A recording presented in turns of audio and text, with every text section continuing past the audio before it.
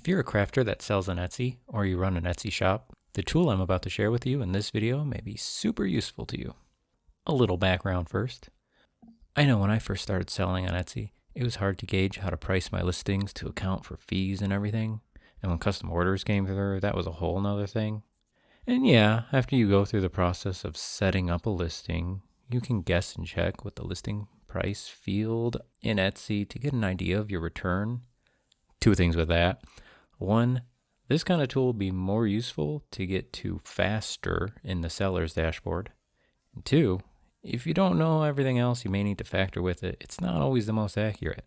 Now, to Etsy's credit, they also have a tip here that links to this Google Sheet to help you figure out your costs, but it definitely seems more geared to a sort of mass, quote-unquote, produced items and overall yearly profits based on them, rather than a per listing worth setup, which to new sellers can be quite confusing to wrap your mind around right out of the gate. So in the end, I had to just keep doing the tedious work of calculating all these fees and everything by hand all the time. I thought, surely there could be a better tool for this. Then I remembered I could make one. Because if you weren't aware, I'm something of a web developer myself. So here's a listing price calculator I built to help keep this information organized and automatically calculate the math, saving you time. So what can it do? Well, quickly, right at the top, I solved one issue I mentioned with this quick calculator. If you just want a general idea of a return that you're going to get from a listing price, this works just like the listing price field on Etsy, and it's a lot quicker to access. But that's not why you came here. You came here to really get into the weeds. So here we go. To start, you got your materials and expenses, everything you need to make and ship your item. So you can add them, delete them if you need to. Go ahead, label it what you need. You're going to be sewing something for this project. You got some fabric, put in how much you use. You use half a yard. And that full yard cost you $17. There you go, $8.50. And then you're going to use some thread. That's, buy the spool. Put in some little notes, let you remember. You need 2 spools of that, and that costs you maybe $4. Okay, keep going like that. Or you're doing something different, like you got some screws to assemble something. Screw number 1. Okay, so you needed like 15 of them, and those cost 10 cents a piece. And then you have another kind of screw, and you need 7 of them, and those cost 13 cents, so on and so on. And already, as you're entering info, the math is starting to math.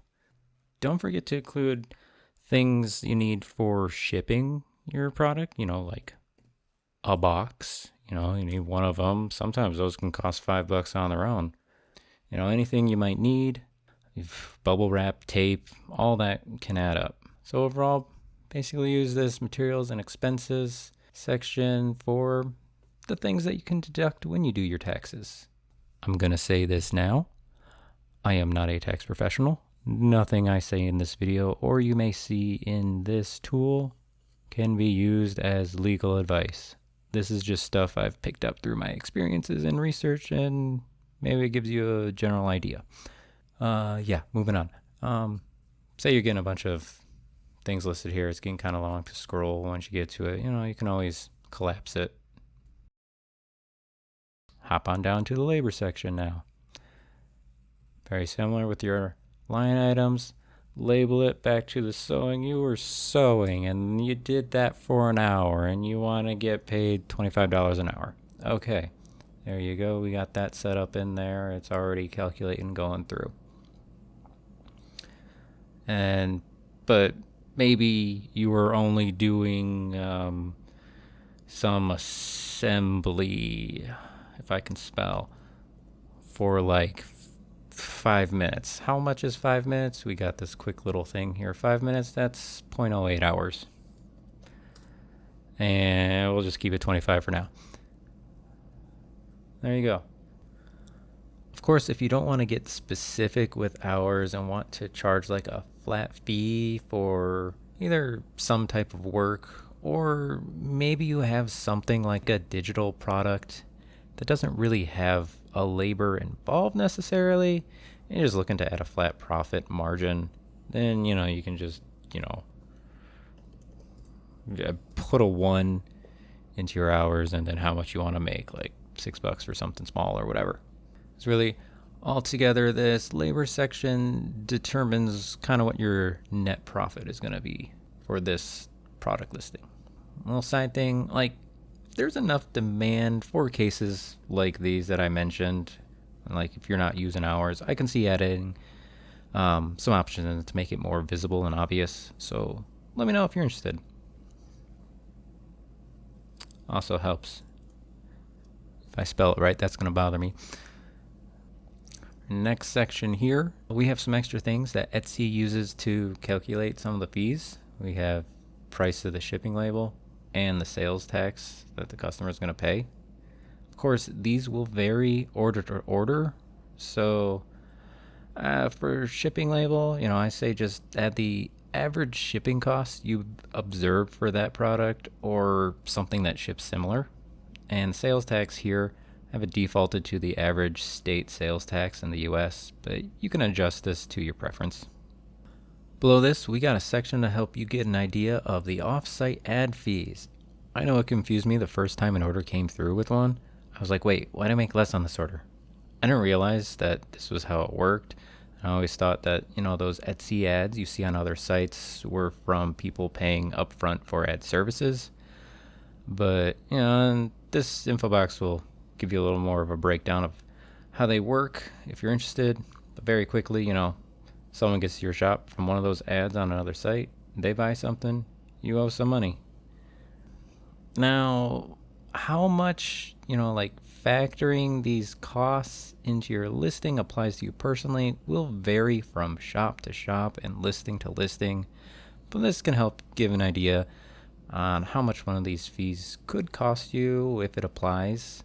View it and see, okay, well, this is going to be almost $10 off this made up listing. So going to be the return a little bit lower, or you can try to factor it in to get closer to your actual product value, and it's going to modify it to bump up the listing price. So you can factor them into your listing if the ad sales are very common for you, but otherwise it might inflate your prices too much if you just use it willy-nilly. Like a little insight for me, like probably 10% of my sales so far come from the ads, and while I haven't done this step myself, I can see an argument to finding this total value, factoring it down to 10%, and then adding it up in here into this labor right now as a flat boost to your net profit to help make up those fees overall. Just one, and that was 0.98 or whatever. But that's also up to you how you want to run your shop. And of course, since the ad fees fall under marketing, they can be applicable to be deducted in some ways when you do your taxes, if you so choose. Again, go talk to a professional. So then this last section is to help you get a sort of idea how the income taxes are going to work for when you sell this listing. Again, a big asterisk. This is going to vary overall, person to person. You should see a tax professional if you want an accurate and legal advice.